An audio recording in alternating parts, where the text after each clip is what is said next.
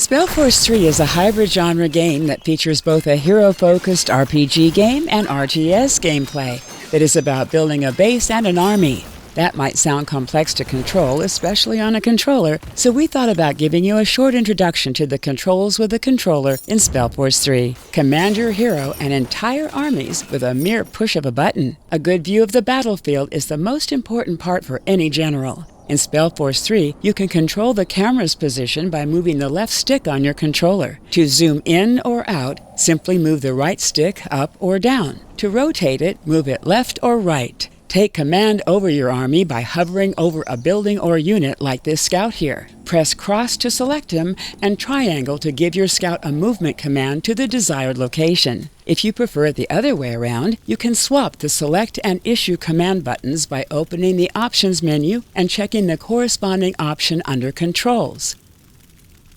To command multiple units or entire armies, press and hold the select button cross. This creates an expanding selection circle around your cursor as long as you press the button. Let go of it, and all units and/or buildings inside of it are selected. Battles tend to get messy and stressful, making every second count. That's why we've also added some shortcuts to select some parts of your army more quickly. Press the right stick to instantly select your hero party. Press it twice to also center the camera on your hero's location. If one squad is not enough, double pressing cross will select your entire army. Your most important commands in SpellForce 3 can be issued via RADIAL menus. These menus change based on context, providing different commands depending on the currently hovered object. To issue a command, simply select the unit you want to command, hover over the target of your command, and open a RADIAL menu with the 2 L and R buttons of your controller. In the bottom right of your screen, you can see a few hints of the currently available inputs, depending on what you have currently hovered, selected,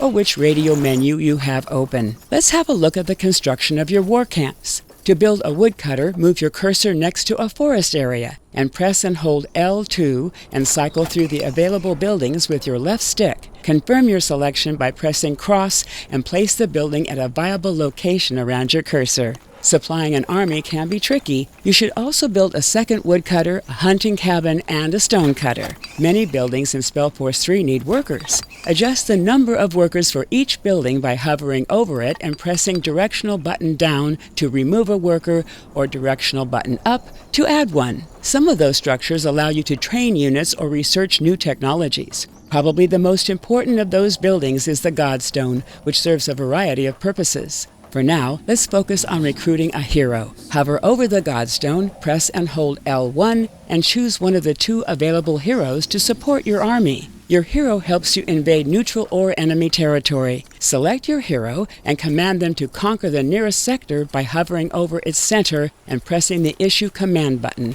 which is triangle by default.